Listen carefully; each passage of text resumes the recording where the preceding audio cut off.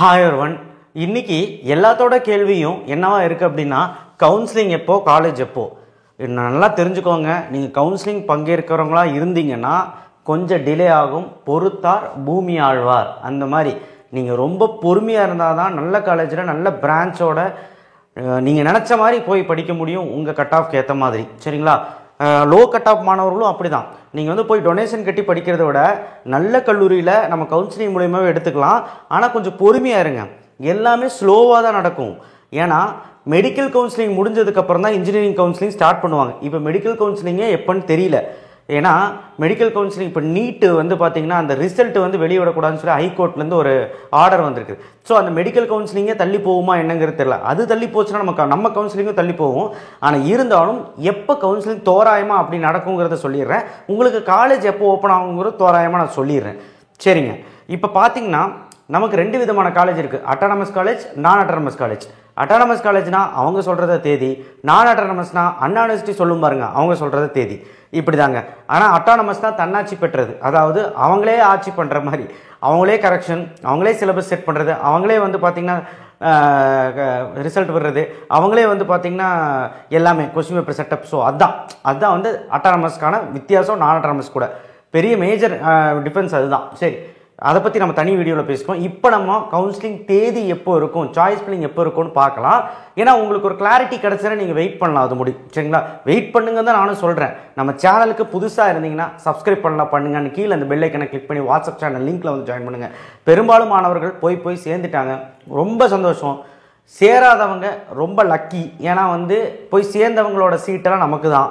ஏன்னா போய் சேர்ந்துட்டாங்க, ஆட்டோமேட்டிக்கலாக கவுன்சிலிங் யாரும் அப்ளை பண்ண மாட்டாங்க, சும்மா தான் அப்ளை பண்ணுவாங்க. அதை வச்செல்லாம் இன்னும் பயப்பட வேண்டாம். சரிங்களா? சரி, அப்போது June 6 last date for registration. நீங்கள் ரெஜிஸ்ட்ரேஷன் பண்ணாமல் இருந்தால் கூடிய விரைவில் பண்ணிடுங்க. 6ஆம் தேதிக்குள்ளே பண்ணிடுங்க. இல்லைன்னா போர்ட்டல் க்ளோஸ் ஆயிரும். 6ஆம் தேதிக்கு தான் லாஸ்ட் டேட். 5 மணிக்குள்ளே நீங்கள் பண்ணியிருக்கணும். சரிங்களா? எதுக்கு அதை முன்னாடியே பண்ணிடுங்க. ஜூன் 6லேருந்து ஜூன் 9க்குள்ளே டாக்குமெண்ட் அப்லோட் பண்ணுறதுக்கு கிரேஸ் டைம். அதாவது ஒருவேளை நீங்கள் டாக்குமெண்ட் பேமெண்ட் பண்ணவங்களா இருப்பீங்க, டாக்குமெண்ட் மட்டும் அப்லோட் பண்ணாமல் இருப்பீங்க, அவங்களுக்கு மட்டும் அந்த பேமெண்ட் பண்ணவங்களுக்கு மட்டும் அந்த டாக்குமெண்ட் அப்லோட் பண்ணுறதுக்கு ஒரு டைம் ஜூன் 6 டு ஜூன் 9. ஏன்னா சில டாக்குமெண்ட் உங்களுக்கு வராமல் இருக்கும். அதனால் அந்த 3 நாள் கிரேஸ் டைம். அவ்வளோதான். அடுத்தது அதுக்கு முன் டாக்குமெண்ட் அப்லோடுக்கு மட்டும் ஜூன் 6 டு 9 கிடையாது. பேமெண்ட் கம்ப்ளீட் பண்ணவங்களுக்கு மட்டும்தான் அந்த சான்ஸ். அடுத்தது ரேண்டம் நம்பர். இது எவ்வளோ அப்ளிகேஷன், ஒருத்தர் 2 அப்ளிகேஷனே போட்டிருப்போம், அவனுக்கு 2 ரேண்டம் நம்பர் வந்திருக்கும். ரேண்டம் நம்பர் எல்லாத்துக்குமே வரும். அப்படின்னா என்ன, டை பிரேக்கர்னு சொல்லுவாங்க. நம்ம ஃபிசிக்ஸ் மேக்ஸ்லேயும் ஒரே மாதிரி இருப்போம், கட் ஆஃபும் ஒரே மாதிரி இருக்கும், மேக்ஸ்லேயும் ஒரே மார்க் இருப்பாங்க, ஃபிசிக்ஸ் மார்க் பார்ப்பாங்க, ஃபிசிக்ஸ்லேயும் ஒரே மார்க் இருப்பாங்க. அடுத்து கம்ப்யூட்டர் மார்க் பார்ப்பாங்க, கம்ப்யூட்டரில் ஒரே மார்க் இருப்பாங்க. திடீர்னு பார்த்தா நம்ம சீனியாரிட்டி ஏஜ் யாருக்கு பர்த்டேட் யார் சீனியாரிட்டின்னு பார்ப்பாங்க. அதுலேயும் ஒரே மாதிரி இருந்தால் ரேண்டம் நம்பர். அந்த ரேண்டம் நம்பர் வச்சு முடிவு பண்ணிக்கோங்க யார் முன்னாடி பின்னாடிங்கிறது. ஸோ இந்த ரேண்டம் நம்பர் எப்போ வரும், அப்போ அது முக்கியமானு கேட்டால் அவ்வளோ முக்கியம் இல்லை. பட் ரேண்டம் நம்பரும் ஒரு தோராயமான நம்பர். அது எதுக்கு வரும்னு நான் சொல்லிட்டேன். எப்போ வரும்னா 11ஆம் தேதி எல்லா அப்ளிகேஷன், யாரெல்லாம் அப்ளிகேஷன் போட்டிங்களோ அவங்களுக்கு வரும். Certificate verification. சரிங்களா? சர்டிஃபிகேட் வெரிஃபிகேஷன் இதுதான் ரொம்ப முக்கியம். ஆன்லைன்லேருந்து நடக்கும், டிஎஃப்சியில் நடக்கும். நீங்கள் நேரடியாக போக வேண்டிய அவசியம் கிடையாது.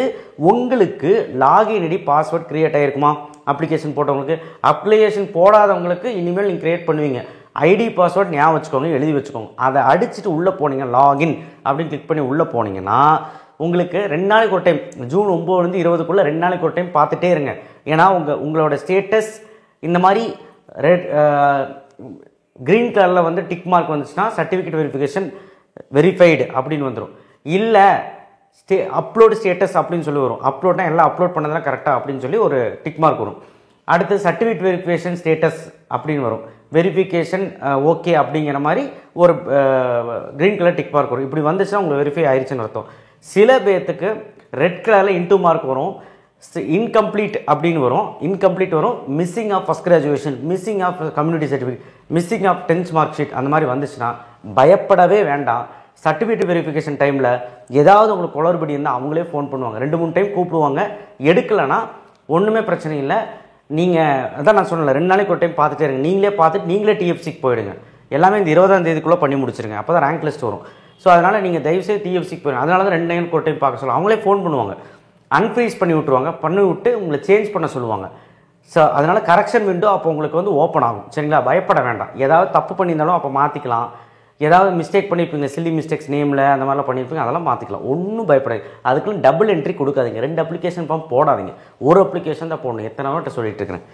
அடுத்து டிஎஃப்சியில் தான் ஆன்லைனில் தான் நடக்கும். இன்கேஸ் ஏதாவது பிரச்சனை உங்கள் பக்கத்தில் இருக்க டிஎஃப்சி இருக்குது, நீங்கள் அப்ளை பண்ணியிருப்பீங்களா ஒரு டிஎஃப்சியில், அதில் கூப்பிட்டுருப்பாங்க. ஓகே, டிஎஃப்சின்னா என்னன்னு தெரியல, டிஎன்ஏ ஸ்பெஷலைசேஷன் சென்டர். நீங்கள் அப்ளிகேஷன் போடும்போது எந்த டிஎஃப்சி வேணும்னு கேட்கும். அந்த டிஎஃப்சி வேணும்னு உங்கள் வீட்டு பக்கத்தில் இருக்கிற மாதிரி கொடுங்க, வேறு எதாவது கொடுத்துறாதீங்க. ரேங்க் லிஸ்ட் வந்து 27ஆம் தேதி வருது. அப்போ இடைப்பட்ட நாட்கள் ஒரு 6 நாள் கேப் இருக்கும். சர்டிஃபிகேட் வெரிஃபிகேஷன் 20ஆம் தேதி முடிஞ்சிரு ஜூனில். இன்னும் ஒரு 6 நாள் கழிஞ்சு ரேங்க் லிஸ்ட் வருது. ஏன்னா ரேங்க் லிஸ்ட் வர்றதுக்கு எல்லாமே அவங்க ரெடி பண்ணுவாங்க. 24/7/2025 ரேங்க் லிஸ்ட் வந்துருச்சுங்க. வருது அப்படின்னா நமக்கு எந்த rank, general rank, community rank, உன் கட் ஆஃப்க்கு ஏற்ற மாதிரி ஜென்ரல் ரேங்க் எது, கம்யூனிட்டி ரேங்க் எதுன்னு வரும். ஸோ இதை வச்சு ஒரு முடிவு பண்ணிடலாம் தோராயமாக நமக்கு எந்த காலேஜ் கிடைக்கும். ரேங்க்கை வச்சு கட் ஆஃப் இன்க்ரீஸா டிக்ரீஸான்னு ஒரு முடிவு பண்ணிக்கலாம். இன்னொன்று உனக்கு தோராயமாக எந்த காலேஜ் கிடைக்கும்னு ஒரு முடிவு பண்ணிக்கலாம். ஏன்னா கட் ஆஃபோட ரேங்க் தான் ரொம்ப முக்கியம், அதை தெரிஞ்சுக்கோ. அப்புறம் கிரிவரன்ஸ் ரீஅட்ரஸல் அப்படின்னா குறையதும் இருந்தாலும் தீர்த்து வைப்பாங்க. ஒருவேளை ரேங்க் வராமல் இருக்கும், யாருக்காவது ரேங்க்கில் ஏதாவது குறைய இருக்கும், அவங்களுக்கு வந்து 28லேருந்து 2ஆம் தேதி ஜூலை முடிவு வந்து பார்த்திங்கன்னா போய் நீங்கள் டிஎஃப்சியில் போய் கேட்டுக்கலாம். ஏதாவது பிரச்சனைனா கேட்டுக்கலாம் அவங்கக்கிட்ட. ஏன்னா ஒருவேளை ரீவேல்யூஷன் போட்டிருப்பாங்க, மார்க் மாறும். அப்போ ரீவேல்யூஷன் மார்க் வந்து ஆட்டோமேட்டிக்காக மாறலை அப்படின்னா நீங்கள் போய் கேட்டுக்கலாம். இல்லை அப்படின்னா ரீவேல்யூஷன் போட்டு மார்க் மாறலைன்னா நீங்கள் வந்து போய் கேட்டுக்கலாம். நீங்கள் ரேங்க் மாற்றிக்கலாம். அதேமாதிரி கட் ஆஃப் மாற்றி ரேங்க்கும் மாற்றிக்கலாம். ஆட்டோமேட்டிக்காக எமிஸ் நம்பர் இருக்கனால, எமிஸ் நம்பர் கொடுத்துருக்கனால ரீவேல்யூஷன் போட்டு ரிசல்ட் ஏன்னா இன்னும் ஸ்கேன் காப்பியே வரல. ஸ்கேன் காப்பி வந்ததுக்கப்புறம் நீங்கள் ரீவேல்யூஷன் அப்ளை பண்ணி அதுக்கு ஒரு 20 நாள் கழிச்சு தான் ஒரு ரிசல்ட்டு. அப்போ ரிசல்ட் வந்ததுக்கப்புறம் உங்களுக்கு மார்க் ஆட்டோமேட்டிக்காக மாறிடுன்னு சொல்கிறாங்க. ஆமாம், உண்மைதான். ஒரு வேளை மாறலைன்னா நீங்கள் டிஎஃப்சி சென்டரில் போய் மாற்றிக்கலாம். பயப்படாதீங்க, உங்களுக்கு டைம் இருக்குது. 2ஆம் தேதி முடிய டைம் இருக்குது. கிரிவன்ஸ் ரீஅட்ரஸ்லாம் எல்லா குறையும் தீர்த்து வைப்பாங்க டிஎஃப்சியில். ரேங்கே வரலாம் கூட ரேங்க் வர வச்சுக்கலாம். ஓகே, 2ஆம் தேதி முடிய டைம். அதுக்கப்புறம் எப்போ கவுன்சிலிங்னு சொல்லலை. AICTE all India counselling of technical education ஒன்று இருக்குங்க. அந்த அப்ரூவல் படி தான் எல்லா காலேஜும் நடந்துட்டு இருக்குது. அவங்க அகாடமிக் கேலண்டர் படி எப்போ வரும்னு சொல்லுவாங்க. அது இன்னும் ப்ரப்போஸ் பண்ணலை. எப்போ பண்ணுவாங்க நான் சொல்கிறேன் பாருங்க. கவுன்சிலிங் வந்து எப்போ நடக்கும்னா சாய்ஸ் ஃபில்லிங் பண்ண சொல்லுவாங்க. யாரை பண்ண சொல்லுவாங்கன்னா ஸ்பெஷல் ரிசர்வேஷன் கோட்டாவை பண்ண சொல்லுவாங்க. ஸ்போர்ட்ஸ் பர்சன், ஸோ அதுக்கப்புறம் வந்து பார்த்திங்கன்னா எக்ஸ் சர்வீஸ்மென், அதுக்கப்புறம் வந்து பார்த்திங்கன்னா உங்களுடைய டிஃபரன்ஷியபிள்டே பண்ண சொல்லுவாங்க. அதுலேயும் 7.5 இருப்பாங்க, அதுக்கு தனியாக நடக்கும். 7.5 இல்லாதவங்க ஜென்ரலுக்கும் தனியாக நடக்கும். இது வந்து ஒரு எல்லாம் நடக்கும். ஜூலை கடைசி வீக் நடக்கும், ஜூலை லாஸ்ட் வீக் நடக்கும். அப்புறம் ஃபஸ்ட்டு வீக்கு தான், ஆகஸ்ட் ஃபஸ்ட்டு வீக்கு தான் நமக்கு ரவுண்டு 1 கவுன்சிலிங் நடக்கும். ரவுண்டு ஷெடியூல்னு ஒன்று ரிலீஸ் ஆகும். ஒரு ஜூலை 10க்கு மேலே ரிலீஸ் ஆகிடுன்னு வைங்களேன். ரவுண்டு ஷெடியூல் ரவுண்டு 1 ஒரு 13 நாள், ரவுண்ட் 2 2வது வாரம் நடக்கும், ரவுண்டு 3 3வது 4வது வாரம் நடக்கும். அப்படி ஆகஸ்ட் ஃபுல்லாகவே ரவுண்ட் 1 ரவுண்ட் 2 ரவுண்ட் 3 நடக்கும். இந்த ரவுண்டு 1 எவ்வளோ வரைக்கும் கூப்பிடுவாங்கன்னா தோராயமாக சொல்கிறேன் பாருங்க, 178லேருந்து 200க்குள்ளே கூப்பிடுவாங்கன்னு வச்சுக்கலாம். அதே மாதிரி 177.9லேருந்து 142 வரைக்கும் கூப்பிடுவாங்க வச்சுக்கலாம். 141.9லேருந்து 77.5 வரைக்கும் கூப்பிடுவாங்க. இப்படி தான் அவங்க கூப்பிடுவாங்க. கட் ஆஃப்க்கு ஏற்ற மாதிரி ரேங்க் ஏற்ற மாதிரி பிரித்து கூப்பிடுவாங்க. ஸோ இதை வந்து நீங்கள் சாய்ஸ் ஃபில்லிங் வீட்டிலே உட்காந்து பண்ணணும். Choice filling date, tentative allotment எப்போ, ப்ரொஃபஷனல் அலாட்மெண்ட் எப்போ எல்லாம் ரிலீஸ் ஆகிரும். அதெல்லாம் அப்போ பார்த்துக்கலாம். அப்போ நம்ம கவுன்சிலிங் எப்போ ஸ்டார்ட் ஆகுதுன்னா ஆகஸ்ட் ஃபஸ்ட்டு வீக்கு தான் அப்போ ஸ்டார்ட் ஆகும். இதுதான் எல்லா வருஷமும் நடக்குது. அப்போ செப்டம்பர் எப்போ முடியும்னா செப்டம்பர் ஃபஸ்ட்டு வீக்கு தான் முடியும் கவுன்சிலிங். 3rd ரவுண்ட் அப்போ தான் முடியும். சரிங்களா? இப்போ ஓகேவா, கவுன்சிலிங் முடியும். ஆனால் அடுத்தது இதுக்கப்புறம் சப்ளிமெண்ட்ரி கவுன்சிலிங் இருக்கும். யாரெல்லாம் ரீஎக்ஸாம் எழுதிருக்காங்களோ அவங்க வந்து சப்ளிமெண்ட்ரி கவுன்சிலிங் போட்டுக்கலாம். யாருக்கெல்லாம் காலேஜ் பிடிக்கல, ரவுண்ட் 1 ரவுண்ட் 2 ரவுண்ட் 3 பிடிக்கல, அவங்க வந்து சப்ளிமெண்ட்ரி கவுன்சிலிங் அட்டன் பண்ணிக்கலாம். அந்த மாதிரிலாம் இருக்குது. அதெல்லாம் என்ன ப்ராசஸ் அப்புறம் சொல்கிறேன். சப்ளிமெண்ட்ரி கவுன்சிலிங் அடுத்து கடைசியாக SCA to SCA கவுன்சிலிங் அப்படி செப்டம்பர் 2வது வாரம் வரைக்கும் நடக்கும். ஆனால் காலேஜ் எப்போ ஓப்பன் ஆகும்னா, ஒருவேளை டயர் 1 காலேஜில் செலக்ட் ஆகிருந்தீங்கன்னா, நீங்கள் ரவுண்டு 1 ரவுண்ட் 2 டயர் 1 காலேஜில் செலக்ட் ஆகினா அட்டானமஸ் கல்லூரியாக இருந்தால் அவங்க பாட்டுக்கு ஆகஸ்ட் 2nd வீக் 3rd வீக்கே உங்களுக்கு காலேஜ் ஓப்பன் பண்ணிடுவாங்க. இண்டக்ஷன் ப்ரோக்ராம் நடத்துவாங்க. முடிஞ்சதுக்கப்புறம் உங்களுக்கு கிளாஸ் நடத்துவாங்க. இது அவங்க சட்டம், அவங்க தான்.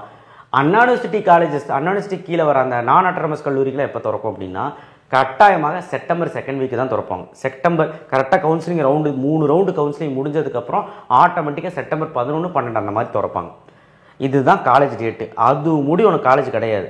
டயர் 1ல் ரவுண்டு 1ல் செலக்ட் ஆரம்பார், அவனுக்கு மட்டும் ஆகஸ்ட் 2வது வாரம் 3வது வாரம் இண்டக்ஷன் ப்ரோக்ராம் நடத்தி அவனுக்கு அந்த ஸ்பெஷல் கோச்சிங்கெல்லாம் ஏதோ பண்ணுவாங்க.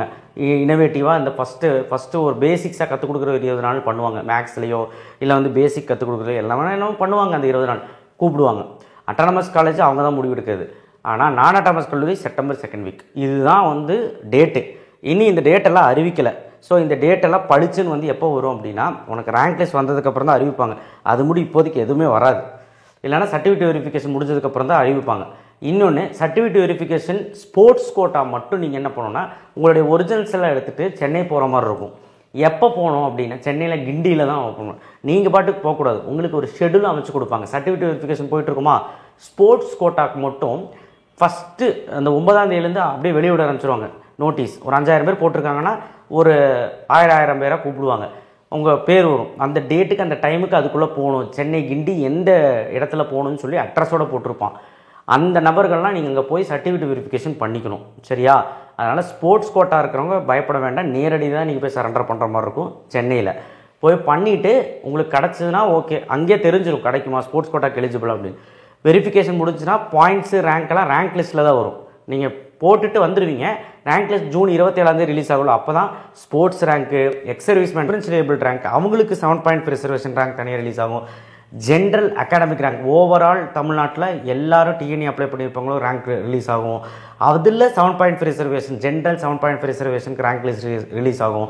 அப்புறம் ஒகேஷனல் ரேங்க் லிஸ்ட் ரிலீஸ் ஆகும். ஒகேஷனல் குரூப்புக்கு 7.5 தனியாக இருப்பாங்க, அவங்களுக்கு ரேங்க் லிஸ்ட் வந்துக்கிட்டே இருக்கும். ஐ மீன் ஜூன் 27 எல்லா ரேங்க் லிஸ்ட்டும் வரும். ஸோ இதில் தெரிஞ்சிடும் நீங்கள் எந்த இடத்துல இருக்கீங்க, கம்யூனிட்டி ரேங்க் என்ன, ஜென்ரல் ரேங்க் எது. அப்போ நமக்கு வந்து கட் ஆஃப் வந்து இன்க்ரீஸ் ஆகிருக்கா டிக்ரீஸ் ஆகிருக்கா, அதாவது அது கரெக்டாக ப்ரெடிக்ட் பண்ண முடியும் ரேங்க் லிஸ்ட் வச்சு. சரிங்களா? ஸோ அதனால் பொறுத்தார் பூமி ஆழ்வார். கண்டிப்பாக பொறுமையாக இருங்க. காலேஜ் எப்போ ரீஓப்பன் சொல்லிட்டு இப்போவும் மாதிரி தான் இருந்தீங்க. நீங்கள் ஆன்லைன் கவுன்சிலிங் தான், ஆன்லைனில் தான் சர்டிஃபிகேட் வெரிஃபிகேஷன் எல்லாமே நடக்கும். எல்லாமே ஆன்லைன் தான். இந்த ஸ்போர்ட்ஸ் கோட்டா பர்சன் மட்டும் சர்டிஃபிகேட் வெரிஃபிகேஷன் சென்னை மட்டும் போகணும். மீதி யாருமே போக வேண்டாம், வீட்டிலே உட்காரலாம், எந்த பிரச்சனையும் கிடையாது. ஸோ லேப்டாப்பை ரெடி பண்ணி வச்சுக்கோங்க. லேப்டாப் இல்லைனா வாடகைக்கு லேப்டாப் வாங்க, கிடைக்கலன்னா புது லேப்டாப் வாங்கி வச்சுக்கோங்க. இன்ஜினியரிங் படிக்கணும் முடிவு பண்ணிட்டீங்க, லேப்டாப் வாங்கிடுங்க தான் நான் சொல்லுவேன். நீங்கள் ப்ரௌசிங் சென்டர்லையோ இல்லை வேறு எங்கேயோ போய் பண்ணும்போது உங்களுக்கு அந்த ஃப்ரீடம் கிடைக்காது. டிஎஃப் சென்டரில் போய் பண்ணுங்கள், தப்பே கிடையாது. ஃபஸ்ட் நீங்கள் 3 நாள் வீட்டில் உட்காந்து குடும்பத்தாரன் கூட டிஸ்கஸ் பண்ணி ஒரு உட்காந்து பண்ணும்போது தான் பீஸ்ஃபுல்லாக இருக்கும். ஃபோனில் பண்ணாதீங்க. ஃபோனில் பண்ணிங்கன்னா மேலேயும் கீழேயும் நகர்ந்துட்டு இருக்கும். உங்கள் சாய்ஸ் ஃபஸ்ட்டு சாய்ஸ்னால் 3rd சாய்ஸ் வந்துடும், வாழ்க்கையே போயிடும். அதனால் லேப்டாப்பில் பொறுப்போடு பண்ணுங்கள், உங்கள் வீட்டில் பண்ணுங்கள். இதுதான் என்னோடய அட்வைஸ். தேங்க்யூ. இப்போ தெரிஞ்சிருக்கும் கவுன்சிலிங் டேட் எப்போன்னு தோராயமாக அண்டு காலேஜ் டேட் எப்போன்ட்டு. பொறுமை பொறுமை பொறுமை. தேங்க்யூ.